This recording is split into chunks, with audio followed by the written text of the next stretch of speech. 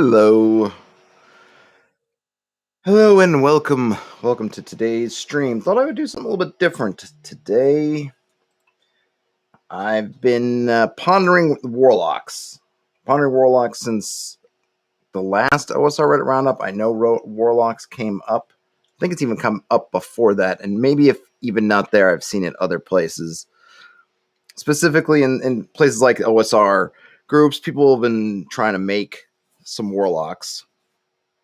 So I thought, as I started thinking about it, and I thought, well, we could try to make a warlock. Hey, nothing. How are you, Linkian? This is relevant to your interests. Excellent. So I thought I'd give it a try of some form, and I'm not sure how far we'll get. We'll see. I've opened up just a quick page on Notion, which I will share right now. There we go. You will notice I have a couple of call outs here at the top. Lincoln, you've got ideas. Excellent. I'm happy. Love to hear ideas. So a couple of things. I was trying to think of what the word I meant. I kept winding up with prerequisites, so that's not it. It maybe design goals, isn't it? But just as far as what I'm trying to do here, I'm not trying to replicate the modern Warlock class. I'm not trying to give you, I want the 5th edition Warlock class in OSR form. I'm not really trying to do that. I want to get more into the some of the vibe, some of the kind of inspirational things that the Warlock maybe came from. I'm thinking specifically of the characters we might find in those old Sinbad movies, and some of them aren't all that old, but I think one of them in my box set somewhere is from the early 70s, which I guess is old, but it's not black and white movies or silent film kind of old, but not necessarily new. That kind of thing. Those kind of classic classic fantasy versions of the Warlock, which I think is kind of, I feel like is a common sort of inspirational space where you get to the modern Warlock or modern game 5th edition kind of Warlock. But I'm not trying to be the 5th edition Warlock. So I don't care, for example, well, they need to have Eldritch Blast every turn. No, I don't care. Okay. I don't care about Eldritch Blast. I do think the patron thing fits. So I a part of what I'm maybe going to more look at is, or we could think about, hey, Elfbait, think about is integrating some kind of patron. I don't want to put a lot of role-playing emphasis on how dealing with the patron. I think that's can be up to the player who would play this, the hypothetical player, the hypothetical GM, referee, whatever, who would run this. That's kind of between them. But I do like the idea of patrons. So probably want to think about how we can do that. And then the other thing is it's got to be different than your standard wizard style magic user. I'm always torn between the idea of magic as this thing, which all kinds of different types of characters can interact with. If you think of 5th edition, right, you have warlocks, you have sorcerers, you have magic users, and they're all integrating with magic. They're all interfacing with magic in different ways. So on the one hand, I think, well, that's cool. On the other hand, I think that as a world building or as a property of your world, I also kind of think sometimes, wouldn't it be nice if you would pick which style of magic? Either you can do magic from books, Vancian, or it's more naturalistic, or it's more making pacts, as opposed to having everything. That's just me. But I'm not trying to do like the whole, well, it's got to be the same as a wizard or whatever. Like, hopefully the class whatever we get to will be fun to play, people enjoy. But it needs to be different than just a magic user. It's not a magic user by another means, or a wizard, I would say, because of course it is a magic user. Let's see. Got some notes in the chat already. Elfbait says, I seem to warlocks usually inhabiting the space of those who gain arcane power from an outside source. Oh, seems to recall. Yes, that's pretty much what I'm gathering as well. Another thing says, to make another class that's actually meshed with the original classes needs to have a new mechanic. Otherwise, it's just a mashup. Yeah, and I'm not necessarily, I'm not against mashups per se, especially if if you're not going to have a, so if you have a system that's got a robust multi-classing mechanism, then I'm not a huge fan of mashing up, because that's what multi-classing is. You want a fighter magic user. What are they? They're someone who has multi-classed as fighter as magic user. Do you want to be a fighter magic user? Then you multi-class as fighter and magic user. There's your mashup. I don't think I feel the need at that point to say, well, here's a fighter who's kind of magic-y, or here's a magic-y that's kind of fightery. But if you don't have, and a lot of OSR systems don't have a robust or any multi-class system, something like BX, you're basically, here you go, you're whatever you are, you were that until you die, then I'm more open to having something, because if you want to mix, well, I want something, maybe it makes sense in my world or for this particular character that's a little bit fightery, a little bit magic usery. Obviously, you could say, we'll just reflavor the elf class, but putting that kind of thing aside, I want something that's a little bit of this and a little bit of that. Then I'm more open to, if it makes sense, sure, let's find something in the middle, right? Assuming it thematically has some kind of thematic fit, has everything else. So a lot of it ends up being system dependent. If you've got, like with 5th edition, you have multi-classing. So part of me is like, well, why does there need to be a magic subclass of every class? Because if they wanted to be magic, they could just pick one of the magic user classes and just multi-class. But if they have some kind of thematic thing going on, then I tend to be okay with it. Elfbase says, I like the idea of a warlock built as a half caster, much like the bard or ranger in AD&D. Yeah, so they're definitely, so I guess we can kind of get down into it. We're definitely not going, they're not going to be, like I said, they're not going to be a magic user under a different guise. So, as is my wont, and I've got my handy dandy little binder here with my BX. I'm going to go to, I guess I'll go, and I actually have the things in the 3-ring. Oh, you can't see it because my background replacement is so good it's replacing everything I try to show up, but I've actually got my expert rules and my basic rules bound in this binder, which makes it handy when I need to carry it around, but not necessarily the easiest to. But I'm going to go and we're going to start with the Cleric. We're going to start with the Cleric as our template. I've mentioned in the past how much I like the Cleric as a template, because the Cleric basically has a special ability plus some magic user, sort of casting. It is essentially kind of I guess we might now call it a half caster, though I kind of think of it as really a third caster, a third fighter, and a third special. If we think of the thief as kind of the special ability or special skill monkey, kind of special skill, special ability, then the Cleric is kind of a third of that, because turning undead is its special ability, a third fighter, and then a third magic user. So I think it makes a good base. But what I was going to get, and then of course we have, what I like is that turn undead table, which gives us a nice means of looking at a special ability and how it might trigger. And I like using it for all kinds of things. And I'm thinking, let's see, Lincoln says in the chat, wasn't 3.5 Warlock in Complete Arcana kind of like that hybrid split? I'm not sure. I don't have great, my memories of 3rd edition are fleeting, and I don't think I ever played a Warlock in 3rd edition or 3.x. So I don't have it on the top of my brain. So what I guess, let's see. Well, looking at Clerics, I guess I'm trying to think about how best to do this. I have it in PDF form. Maybe I should just grab the PDF, and let me grab the PDF, and I will try to copy paste a few things so we could see it in here, so we can all see it. What I'm thinking is, so I think as far as spell progressions and their ability progression, Frederick Gork says Dragon Magazine had rules for witches for OD&D and BX. Yeah, I remember that vaguely, and I have at least digitally that copy of Dragon somewhere. I'm going to go from scratch. I'm not going to. I mean, I think there's. I mean, I'm sure there's lots of different. I think of what are there the complete spellcaster, and there's lots of different sources that I'm sure have similar things. But I'm gonna start from zilch. Start fresh, as it were. I'm just trying to get some common kind of things here. So let me see if I can.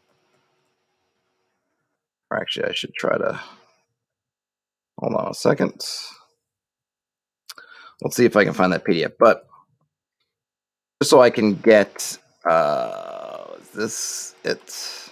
I have a few. No, that's the one. That's the Beck Me one. I just want the. Here it is. Here it is. All right. There we go. I could have. I'm sure I could have used Beck Me. Probably would have been okay. But I'm going to see. Can I?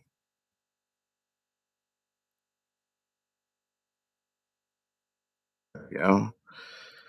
All right. Bear with me 1 second. I probably should have done this prior before starting, but here we go. All right. So first, see if Notion lets me paste this in. Can I paste that in? There we go. Okay. So I'm going to keep a similar progression. Obviously, depending on what we end up with, these might change, but just I thought I could have it on the screen. Just let me. There we go.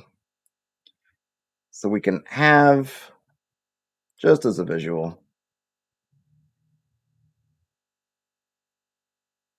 elves can have Cure Light Wounds as a second level spell in Elves of Elfheim. Well, that's cool.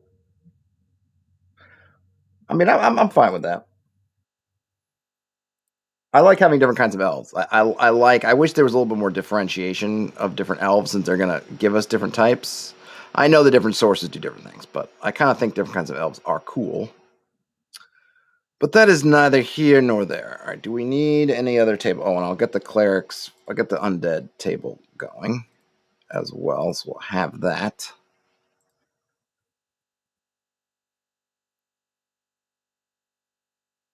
So you can keep that in mind.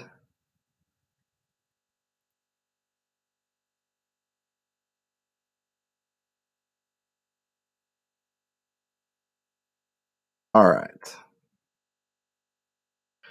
So now let's think about what our. Oh, let's see what we got. Whoa, bunch more. Oh no, I was scrolled up. Hey, Terrence. Hadley ho, Terrence. For some reason, I had scrolled up in the chat, and I thought for a minute I missed a bunch of messages, but I'd only missed one. Hey, Terrence, how are you? Okay. So as far as our template, starting with the cleric, I'm not. Let me see. What is the cleric's hit dice and stuff? So I'm not really inclined to give the warlock exactly because I saw people saying, "Oh, give them a D6." I'm inclined to give them more like a D4 hit die, but I don't know. I don't know. Maybe I don't care that much. Oh yeah, congrats. That's right, Terrence. Congrats on the marriage. Congrats on the honeymoon. Where'd you go? Hope it was nice. Hope it was good. Everyone was. I had a really cool honeymoon. It took us forever to get over there, but we got to go to the Galapagos Islands for our honeymoon, and it was super awesome. Very, very cool. Yeah. So, all right. Just get my stuff here. 245 Trioxins asked if this is Notion. Yes, it is Notion. Yep. I like using Notion for these kinds of things. I'm just gonna throw out some stuff here. I'm gonna just say start off with 1d4. We can decide if it should be higher. I know some people are going to.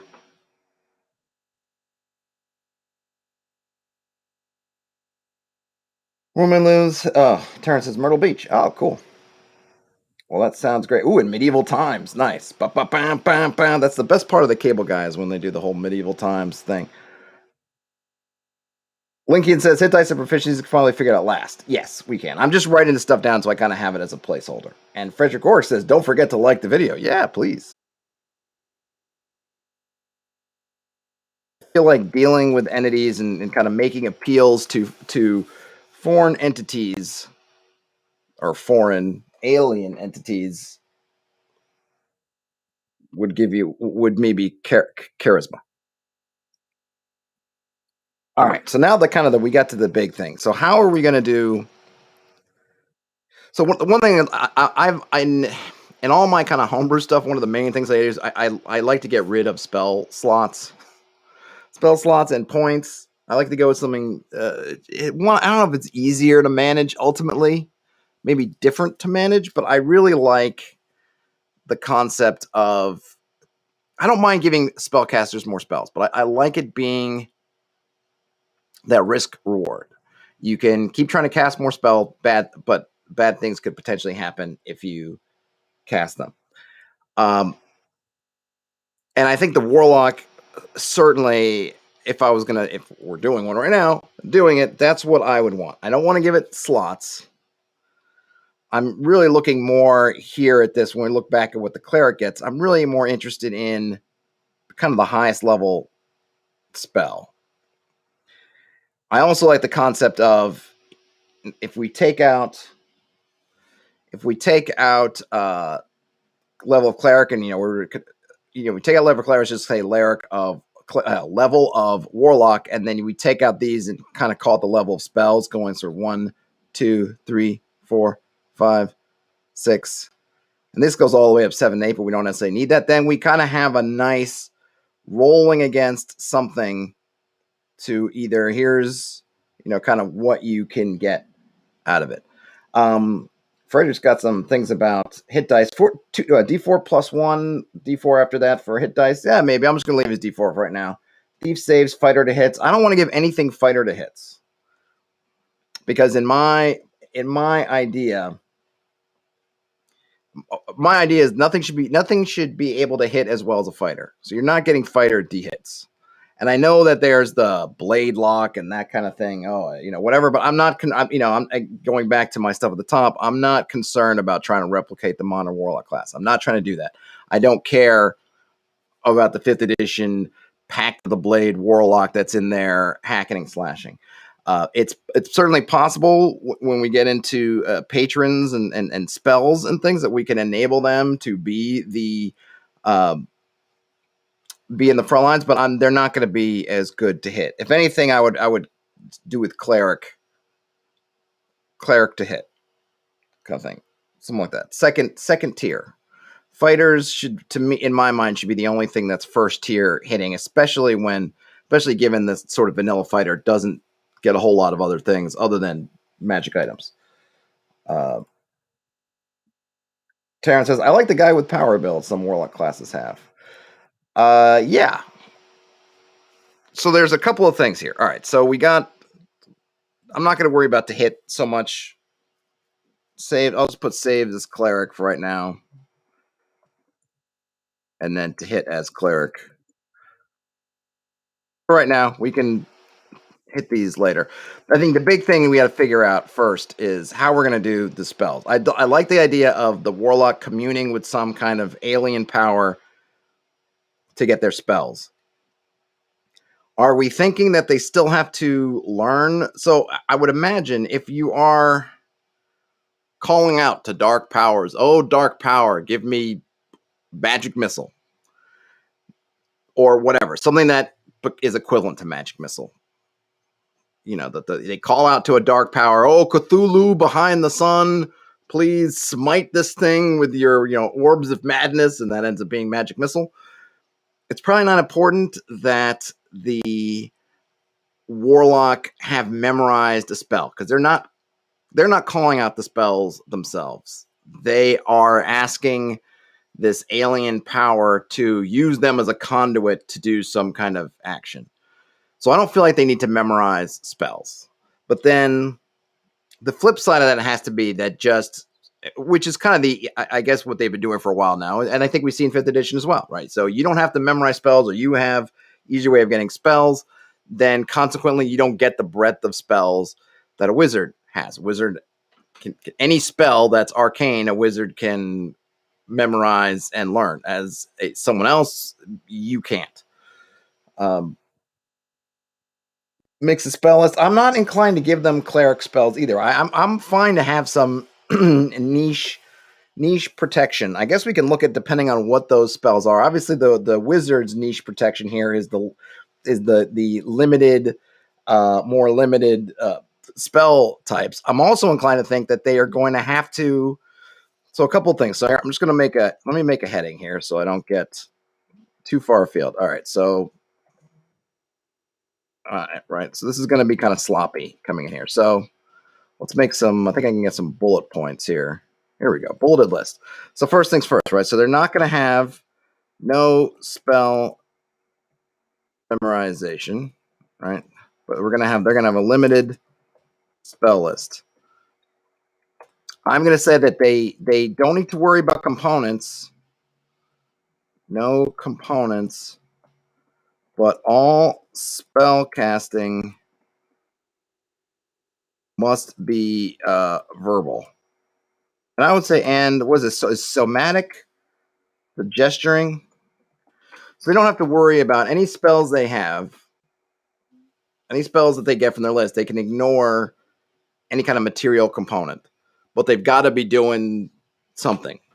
They got to be gesticulating. They have to be calling out, "Hey, hey, Don, is this for a BX type warlock?" Yeah, I would say BX. Yeah, general OSR, but yeah, as far as my basic point of reference for OSR is generally going to be BX. So yes, I guess most natively this would be BX. But presumably we're probably not going to get a fully fleshed out, finalized version today. But we're gonna, we'll see how far we get. So no spell memorization, limited spell list, and I'm going to say this ties into the patron. They get access to a patron spell list.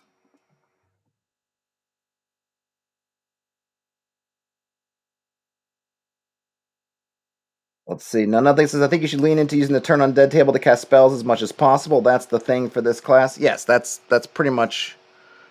And I'll make my own version of this table, but yes, that's pretty much my idea. Terrence says, I think warlocks should always have a bug in their ear, something that speaks for their patron's interest first and foremost, a weird familiar or dark minion.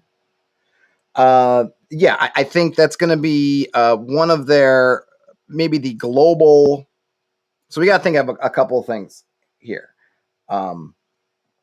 I like them. I like the idea of them having familiars. And if you've watched some of those old Sinbad and similar movies, there's usually some kind of familiar, or at least some of them I feel like having a familiar is good. We do have a find familiar spell. I think if it's not, it might not be in BX. It might be in first edition. We might need to pull that out of first edition. Let's see. Elfbait says in the chat, with a BX angle and the inherent morality / alignment of such settings, I would tend to lean the warlock towards the darker side of things. Yes, so their alignment would definitely be chaotic. They're breaking rules. They're breaking rules. They are definitely going outside the order of the universe. All right, so no spell memorization. They're going to have a limited spell list that ties into their patrons. They're no material. I guess I would say, let me say maybe no material components. They're all spell casting must involve verbal and somatic elements. To that end, their abilities can reflect that. Yeah, the one thing though is we don't have, like, BX itself doesn't have really that strong, more moral part of the compass, right? Chaos and law are more abstract. They're kind of way out there. But in the fact that this is certainly an agent of chaos at some level, but it doesn't have to be necessarily super dark. But I think when we look at, So one of the things we haven't covered yet is what's the price, right? So they don't need to memorize any spells. They're going to be able to have in essence, their full list. Though they're going to have, and we got to work on the math a little bit to try to make sure. I don't, again, because of risk reward, if a first level warlock wants to cast, and maybe I would say that they're not going to get any spells above 6th level to match up with the kind of cleric model at the end. And I'm okay with saying, look, if you're a first level warlock and you want to try to cast some crazy spell, roll some dice. But if you don't get double 6s, basically you're dead, kind of thing. But if you get double 6s, maybe you'll get it. Maybe you can't. But what's the price? And this is where I kind of go back and forth on what is going to be the currency for warlocks. I don't want it to be spell points, and I don't want it to be spell slots. If I'm going to have them a currency, my first thought is that they would lose either their charisma or constitution. And then we can get into the darkness part because I have an idea about how they would get it back. So what is the cost? And I'm thinking the cost is attribute loss. Straight from your constitution, your charisma, or you could even say both, or one and then the other. Parent says Tom Baker in the Sinbad movies is what I think of. Yeah, that's one that's big on my list. And there's another one where there was a female witch sorceress thing, but they both had similar things where the cost to them was getting older, that their skin right there, every time they would do something, they were doing something. And I can see that age can, at some point, it's constitution, right? Because it's kind of it's draining your life essence away. I could also see charisma in some point because you are getting kind of uglier and uglier as you are just older and older and more decrepit, that will definitely eventually have cost to your charisma, makes them seem more hideous over time. It highlights their weirdness as you go. But I'm not sure which one. I like Constitution. It's the most direct. It's the most direct cost. It's the one that makes the most sense in a way, right?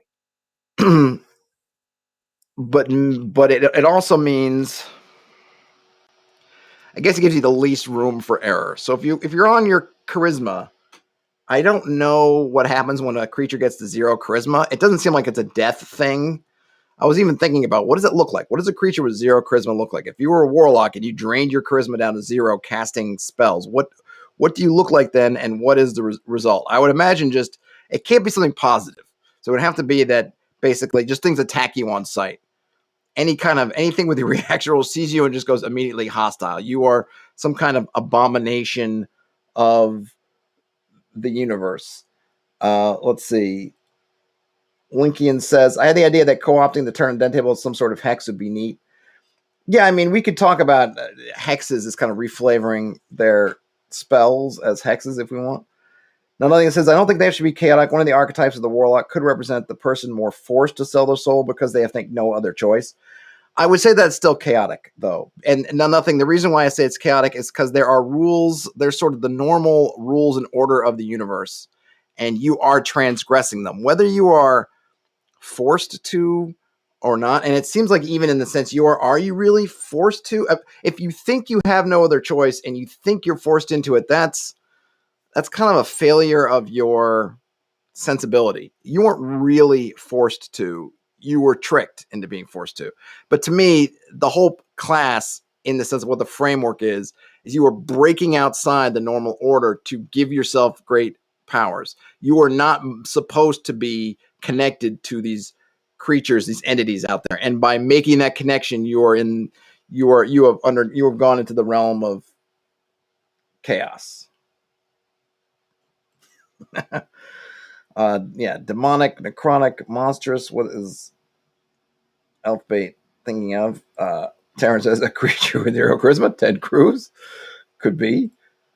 Warlock could use corruption like in DCC. Yeah, I don't necessarily have a problem with the corruption, but what I would like to do if I had my druthers, what I would like to do is not introduce currencies if I can help it. I know it's easy. Oh, we'll give them corruption. Oh, again, we'll give them spell points. Oh, we'll use spell slots. My idea is, if at all possible, I would like to do away with that kind of bookkeeping. If we have something on our character sheets already that essentially represent the thing that we're talking about, then I'm just as soon use that. And we have Constitution, which represents your life force in a way, right? We have Charisma, which represents your sort of physical manifestation. And these are two things that we have examples in media of things of warlocks trading on those things to do magic. So my thing is just use those. They're already on our sheets. People already complain about, well, I don't understand. Why do you have these scores if you never use them? Well, we could use them. We could use them. And given that we're in the kind of OSR kind of BX space, they don't impact much. It's not like every 2 we got to reduce something. I mean, it's what? Let me see the distance. What happens? Let's see. If you were looking at Constitution, you have essentially 4. If you're between 9 and 12, if you're at 12, you basically have 4 you could drop before you have to do a negative, right? It's either 3 or 4 depending on where you are. Obviously, if you're at 18, then you have to track it more often. And then your only thing you have to do is you're subtracting or adding some hit points. Not a lot of extra bookkeeping there. And again, it's already a stat that you use. I think the one thing we want to make sure is you have to track what is your normal charisma, and then where are you actually at, or where is your normal constitution, where you're actually at, because I do want to come up with a method of they can get it back, because normally in OSR type sphere, you're losing it to lose it. It's gone, right? You got to find a magic pool they'll give you, or drink a potion or something else, find a ring. But I don't want that to be. I don't want it to be permanent, but I want it so that you're going to feel it, to avoid people just willy-nilly just casting it all away because it doesn't mean anything. I want you to feel it. And that becomes our how quickly and how you could do that ritual or whatever to get it back will be. And I just kind of spilled the beans on my thought with some kind of ritual, to give it some kind of cycle that you got to take care of. Another thing says charisma equals 0 could mean you've lost all understanding of theory of mind, or now an NPC that treats people like objects. I suppose. I don't know if I want to make them an NPC, but that's certainly an interesting idea. Don says corruption would affect charisma best. Right, but we could just start subtracting from your charisma. Like, why go through the step of having corruption to affect charisma when we could just have, use charisma directly? Terrence asks, do I reject the current D&D understanding of charisma, which is a sense of self and force of personality? Not really. I think that it is. I think they can be both, right? It's an abstraction, so it's a bunch of things melded together. And I think certainly part of charisma, with depending on how you want to see the character, is that kind of force of personality. But I do think it is in charisma also that there is kind of a physical manifestation to it, whether it's intimidating, whether it's awe-inspiring, whether it's whatever. There is something physical, even if you want to look at physical as including some kind of aura, right? The person who steps into the room, and even though you're not looking at them, you just sense they're in the room, that kind of aura. And because it's got that kind of physical component, it's something that, we can deal with that way.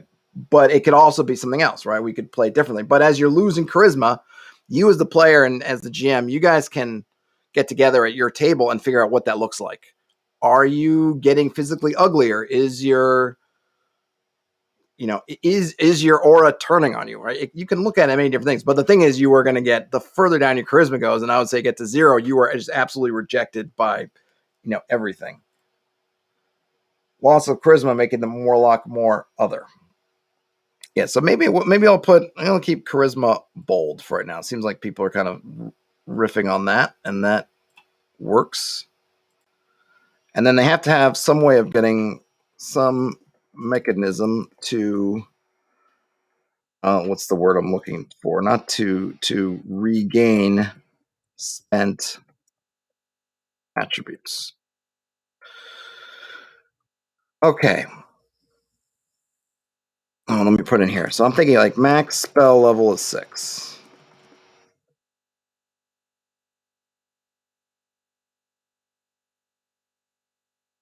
So we got here.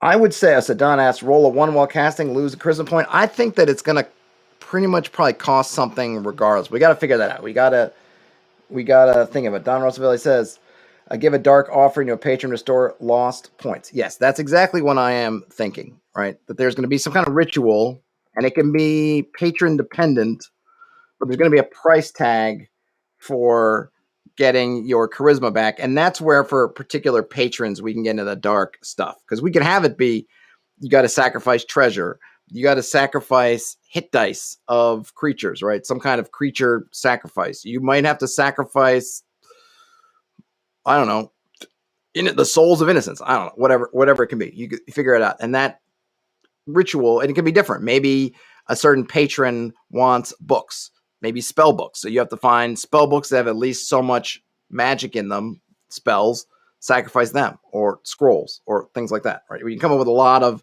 different mechanisms, but that's some kind of ritual you'll need to undertake to get back what you're spending. Healing charisma at the day spa, that's probably not enough. Shouldn't getting it back should not be a walk in the park or a day off for the warlock. Elfie says, perhaps having them burn spells to regain charisma. This would reflect them meditating, spending time using game resources. Yeah, I'm trying to stay away from spell slots if I can help it. So I don't want to go back to spell slots around spell slots. But what my idea was that in the ritual, and this could be something that's flexible, some amount of either coin value if you want, or hit die value, or even we can look at value of like I said, like if you want to do something like spell book, something like that, you could put either a coin value, a hit die value, maybe a spell level value, right? You're gonna have to give up. You want to heal, you want to get back this charisma, you got to burn a whatever level spell scroll to get those back. So then it's a resource you don't have anymore. I don't want to bring slots in just to use them for something else. I'm trying to avoid another currency. And plus I think it helps differentiate them from the magic user that's all about juggling spell slots. Treasure could be to patrons who are powerful dragons. Yeah, absolutely. Then nothing asks, how hard is it to regain con charisma tribute on, so how easy it is to lose when casting? Yep. That's what we got to figure out. And then let's see. Don says, I use the same cost or penalty for my clerics. Loss of spellcasting of offending their patron god. I must pray or personal sacrifice to regain favor. Yeah. All right. So let's get in. Let's start getting into that. So we got to figure out. I guess I should make a table now. Let's see. The one thing I don't like with these tables in here is they have. I like the fact that they have a table, but it always is a little bit kind of funky, and I have to kind of edit it. All right. Let's call this. I don't want name. Or we'll call this Warlock Level.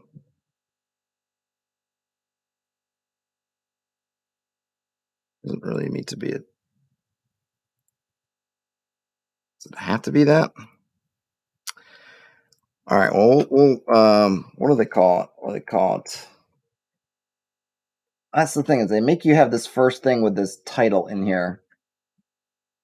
So I'll call it title, but I'm not going to fill in Warlock titles right now. Fine. I don't need tags. What I need is numbers. Of this level.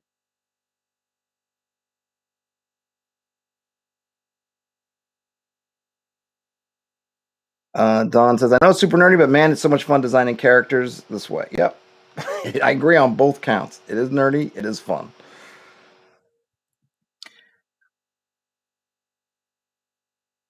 Yeah, so let's just do one. Whoops. One. We'll just start with let's just start with the old, like we're in the basic. This is the basic. We're just going to start with, let's just start with 3 levels.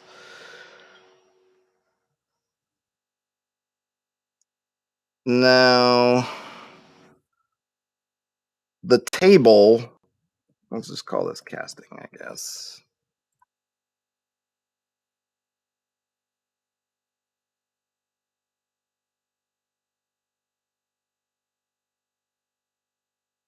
let's see. Maybe I'll make another bullet point here. So we need a casting formula, right? We're gonna use the 2d6 from the Cleric turning table. That's our basic roll. We're gonna add the Warlock levels. This way they're gonna get better. Things will get easier for them as they gain levels. And then I'm thinking,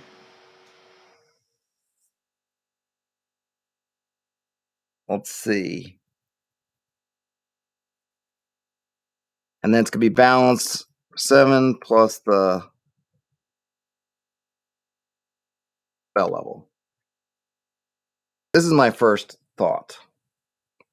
2d6, you're gonna add your level 7 plus the spell level. So if you're casting something that is your level, it becomes a wash, right? Because these two will just cancel out. Elfbase says, doesn't the turntable? It does. This formula is essentially this formula is that table. Because if you notice, a first level cleric turns a skeleton at 7.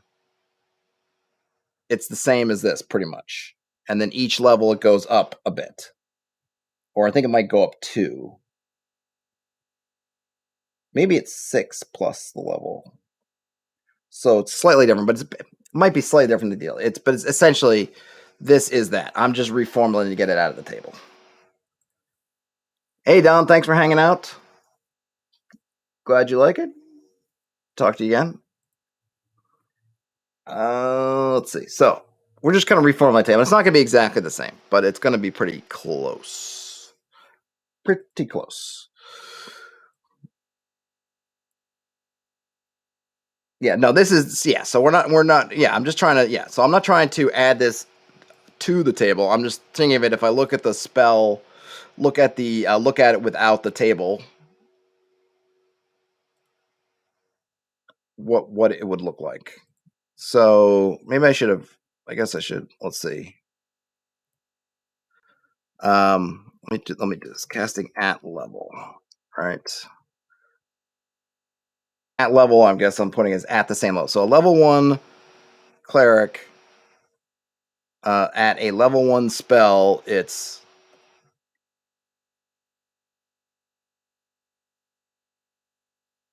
is that.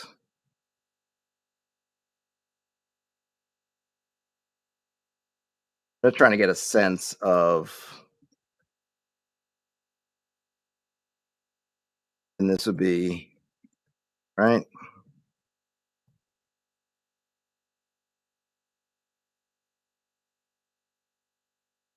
That's our casting formula, and I could add the rest of them, and I'll make the table based on, I can go back and meddle with the table again, but essentially that's what we're getting. So we're getting, 7 plus, 8 plus. So 7 plus gives us about a 50% chance, right? A little bit less than that for 8 plus, and then it gets harder, and then at some point it gets impossible. But we can. So there are 2 on the spell, right on the turning table, right? We actually have 2 different things. We get a sense of not only if you succeed, right, but kind of the T and the D is sort of it's like different levels of success, right? So if you get they give you kind of auto turn. We're obviously going to have to tweak the table anyway because we're not having an auto turn.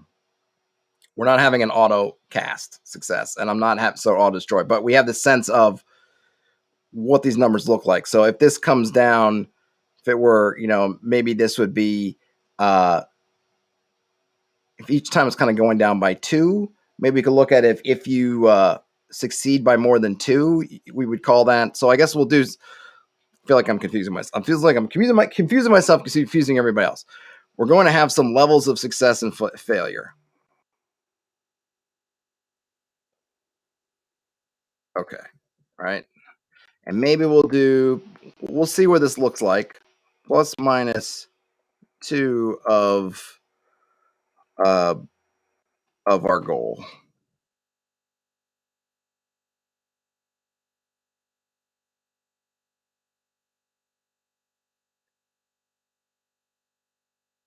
So we're gonna have if you have to cast a 7, if you were to get 2 over, you would have like, oh hey, this is maybe a better success, and then maybe you want to have even 2 over. Oh, this is a wonderful success. Actually, let's take out the 2d6. We know we're rolling 2. So like, well, we can have say 7 is a success, right? 9. That would be our on the good side of the ledger. Maybe on the bad side, we would have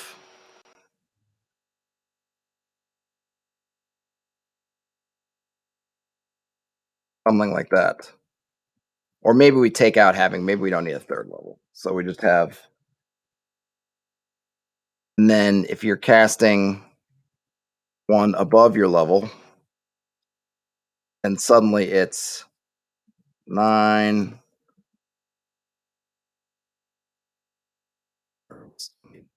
Oops, 9, and then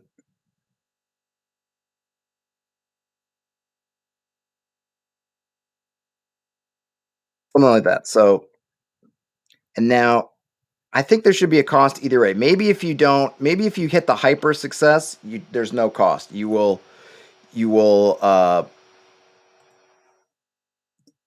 we'll talk about, let's see, let's just formulate here. So we've got whoops, crit fail to fail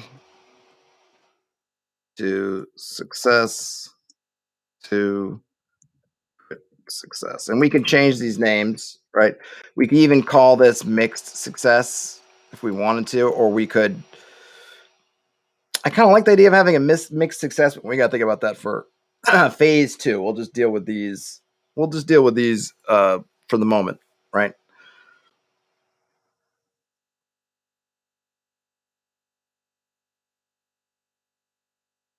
Actually, I probably don't need the. Yeah, if I'm doing that anyway, because these aren't going to change. I could have put this somewhere else. I'll have to probably have to fix this table because it doesn't really make sense the way I have it. But we'll just get it to it. So, maybe crit fail is double attribute loss and a misfire, or maybe just attribute loss and misfire. I'm not sure what a misfire might look like on this.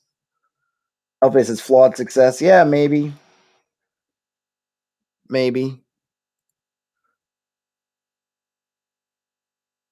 Let's see. Fail would just be, and then maybe they could double the attribute loss to push to success.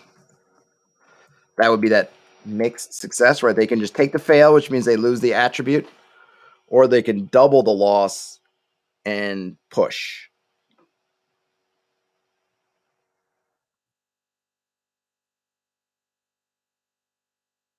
And then success would be plus spell fires. And then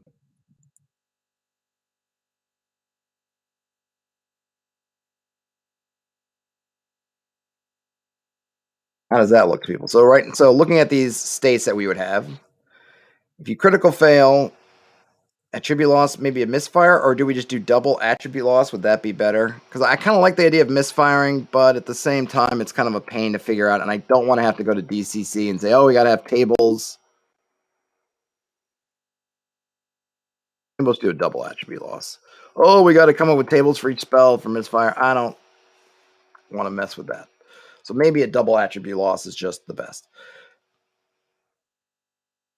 Failure, a regular failure is you get the attribute loss, but maybe give them the opportunity to say you can double it.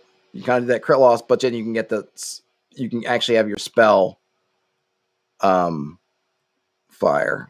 Whoops. Let me spell doesn't fire.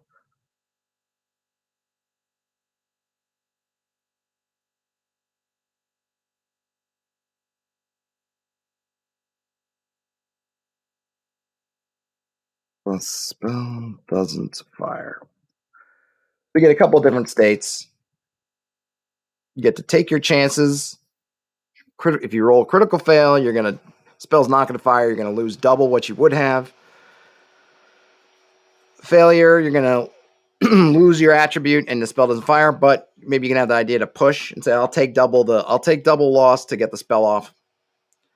Success, you're going to get the spell's going to fire and you're going to get the attribute loss. But if you can crit success, you can you won't spend it. You get a freebie. You are looked upon kindly. Let's see. Elfbait says, what if critical fail was normal charisma loss, but also inflicted HP damage? Yeah, now we could do that, right? So we could do HP damage. Now the one, I want to say it's a problem because there's maybe the thing about being a warlock, right? If we're doing even D6 for their hit dice, so right now I have them at D4. We're doing D6 for hit dice. You were potentially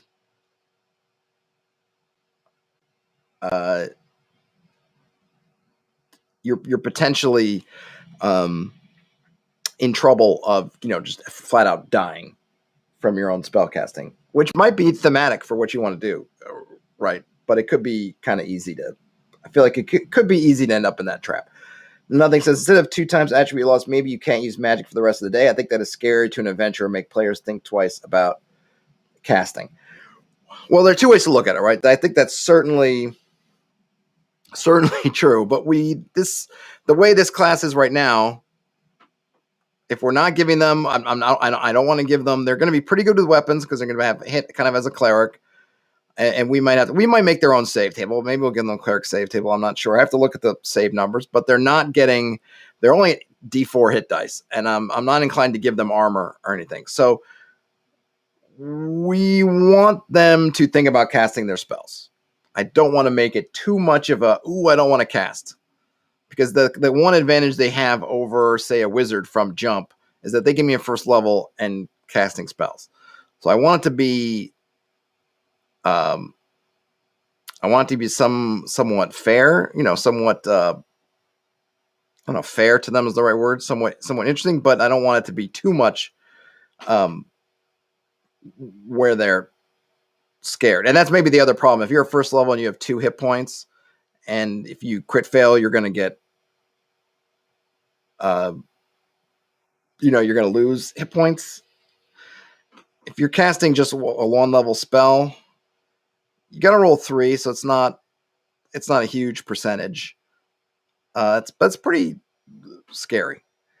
And I'm thinking if you're rolling 3d6 down the line, you're going to tend to have 10, 11 in your charisma. Maybe you pick this class because you've got that 18 in charisma, so you'll have something you can burn down.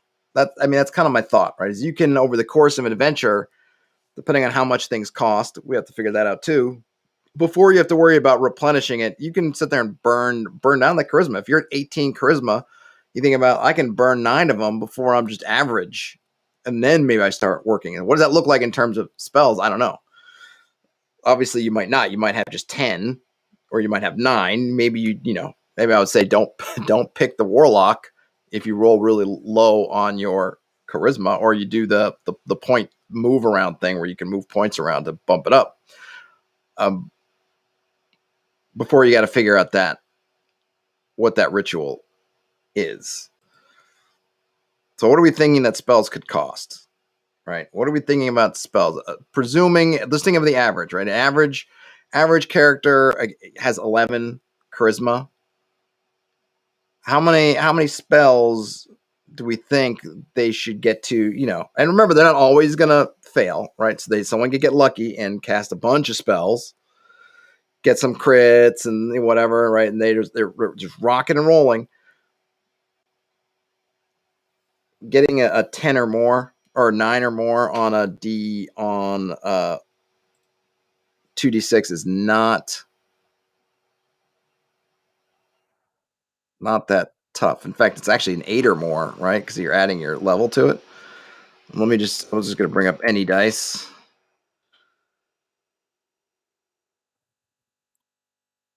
Any dice. If you get a 2d6 is 9 or more, it's a 72% chance. So we might need to actually refigure around these numbers, because that seems... Hi? Hello? Hi?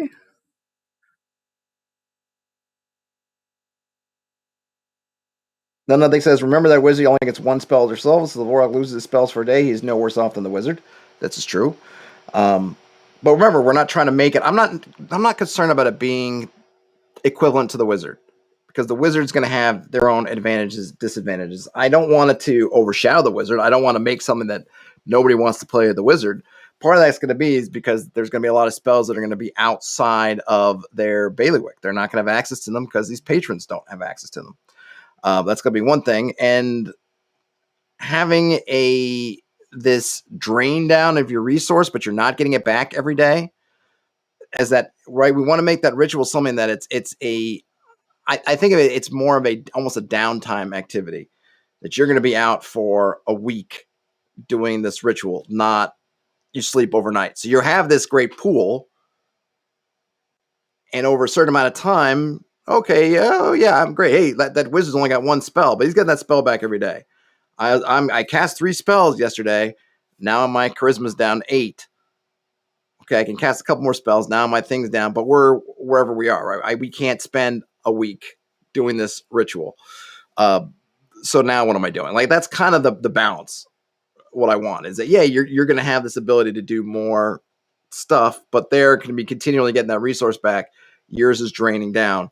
And I want that ritual, ideally, this way you're going to recharge it, to be onerous enough that you're not going to be... I don't want to fall into the 5th edition trap of, oh, we just short rest. And so the warlocks are constantly getting back on the short rest, right? So no, I want it to be like, hey, you have this bigger resource. One, your resource is not going to get better, right? See, the thing is with the wizards, every level, wizards getting some more slots, getting some more stuff. Boom. Warlock, you're not getting any more charisma unless you find that magic pool.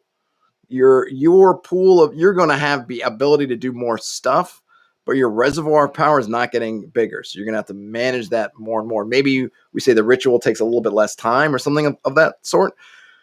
I mean, that's just how I'm thinking about it. You guys can let me know if you think like... how crazy is. And then Elfate also says, another consideration is how players are going to perceive charisma loss. Players going to even be concerned, and will it form enough of a balance?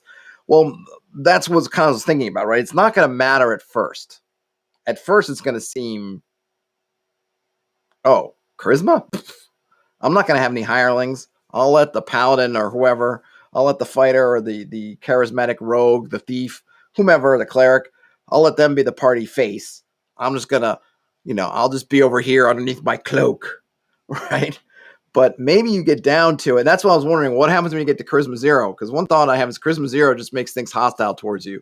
You can't enter any establishments. Anywhere you go, people are just going to just turn on you. You are just... I didn't even know what the word would be, right? Because depending on how you see charisma, you could say you're hideous or you have the worst aura, but it's not even something you can use to your advantage. It's not even like, oh, but I want to... if I'm ugly, I'm going to use my ugliness to intimidate everyone. It's like, no, you're like the equivalent of a mosquito, but you're not even a mosquito. In fact, the people will be scared of you. They just want to hit you until you stop moving. So you're going to get chased out. So that's kind of the ultimate penalty for letting go to 0. What happens in the interim, who knows? And then Elfbait says, that sort of works thematically. The warlock is taking the easy path to power and may not be considering the potential loss. Right. So those are kind of my 2 vectors for the cost they pay. They have a bigger pool starting off than wizards, and it's going to seem a lot bigger at first level, but wizards are going to keep gaining up, and they're going to get theirs back on a kind of a regular clockwork of go sleep and then rememorize and you're back. Whereas the warlock's going to start off with more, but they're going to have to measure more because it's harder for them to get back. And we can think about whether, again, it's a downtime activity. Does it take weeks to prepare and do the ritual, or days? Because I want it to be something that has it's onerous enough and has enough of a cost that people don't feel like, oh, I can just do it. No biggie. But I don't mind, I guess, as far as the charisma goes, I'm fine with just using the modifiers that you get in the book towards reactions and stuff, right? Because you think about in the town, especially if you have a GM that's going to roll reactions for things like merchants. If you're down to 3 or 4 charisma and now you're rolling reactions and you're getting some good negative modifiers, and those negative modifiers end up manifesting in terms of hostile reactions, and in a store, what might a hostile reaction be? It might be doubling the price of everything. So it really can be up to the GM how active they want to make that part. And then we can pretty much write up, hey, it's 0. This is what happens. All reactions are most absolutely negative. They're just attack immediately.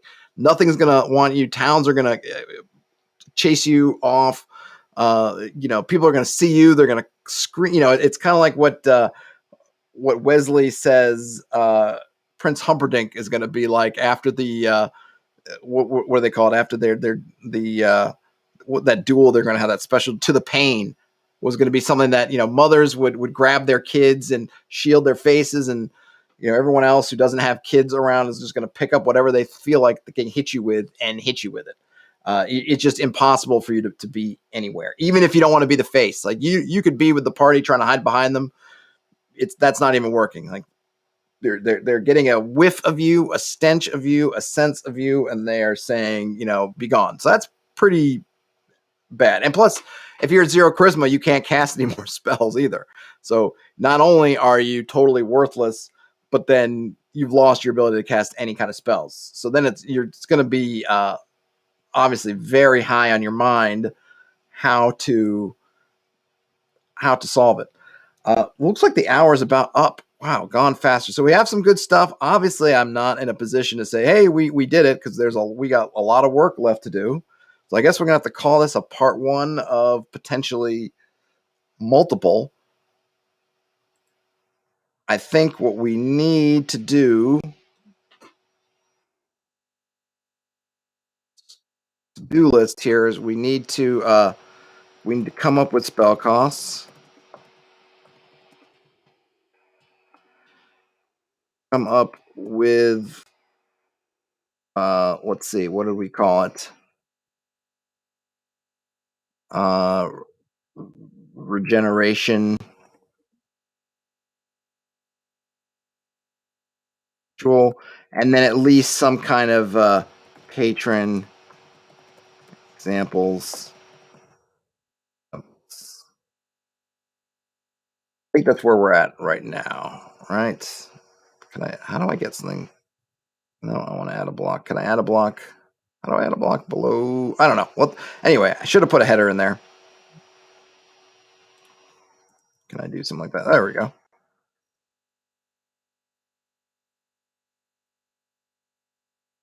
All right. Anything else on my to-do list here? Or our to-do list, I should say.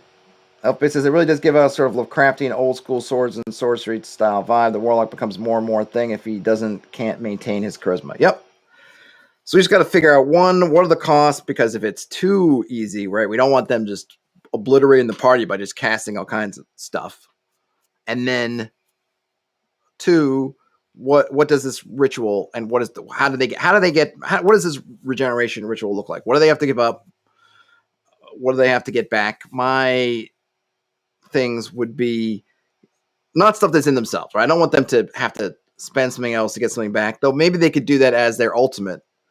It would be cool. Say one thing you could do, right? Maybe you could say, listen, if you want to take permanent constitution loss to give you back some charisma, you can do that. But, obviously you probably wouldn't want to ever do that, but, we might want to say, I'll put that in as a note. Let's see. Allow permanent. All right, we could put that in as kind of a question. Well, we got to think about what that ritual is. It can't be so terrible that they'll never get to do it. But it's obviously something that, and it has to be something, that we think is not realistic, right? But something that works within the framework of the game. I like thinking of it as something that is downtime, because I like the idea of this class. Again, a way of differentiating from the wizards is if wizards are managing a very small finite resource over small increments, what the Warlock is doing is managing a larger resource, but over a long time. Yeah, maybe you don't have to worry about memorizing spells over the week, over a day. But by the end of a week, the wizard's going to have whatever they've got. You might be down to like, I can't cast any more spells. I'm zeroed out, and I'm hideous. And not only am I hideous, and I'm going to be just attacked anywhere I go, but I can't even cast any more spells. And the other interesting thing too, which is they're going to have to moderate this, is this thing about being attacking any time. It would apply to hirelings too. I will write in here. At least mine is pretty much it's anything, right? And not PCs. I wouldn't force PCs to attack you, but basically anything, any non-player character sees this abomination as something that's simply to be destroyed. If they could do it. So you're going to have to moderate. If you're in a party with a bunch of hirelings, you can't afford to get down too low, or at least got to stay at 3, 2, 1. So we got to figure that out, but that's what we got going on. But I like where we got to. Hopefully you guys found this interesting as a study, as a thought experiment. I suppose there might be exceptions when it came to monsters. I don't think so. My thought is no. There's no exceptions. Don't get down to 0. That's that kind of risk reward thing, right? Which is, I'm at, again, we haven't figured out. Let's just say that you're at charisma 3, and you just feel like you need to second level spell. You got to have it. You take that chance. I might say you have to be within 30 feet. Let's say, so it's not like a monster spies you from 200 feet away and they're coming at you. But certainly once they get into 30 feet, it would be bad. But maybe even more than that. Right, I want to think about, I don't want them to be able to easily undo it. You can't fix it with the disguise spell. You can't fix it by just standing. So, you maybe have to stand really far away, maybe. But I want it to be a real tough choice. So that if you're at 3 charisma, you're thinking even of casting a first level spell, even if you're over level 3, because you just can't. How do you do that? Right. How do you take the loss? Right. And then if the loss happens, then, oh gosh, now I got to figure out how to do this ritual. Or thank goodness we're out in the middle of nowhere and I've got the stuff I need to do my ritual, because now we're going to have to spend, a week or whatever it is doing it. All right, folks, I'm going to call it quits. Probably tomorrow or the next stream. We'll probably keep going with this. If you have any ideas in the interim, let me know. We'll consider this part 1 of 2. If you give a thumbs up on your way out, I'd appreciate it. But have a great afternoon, everybody. We'll keep it going on the flip side. Game on. Enjoy the rest of your day, night, whenever you're watching, listen to this, and I will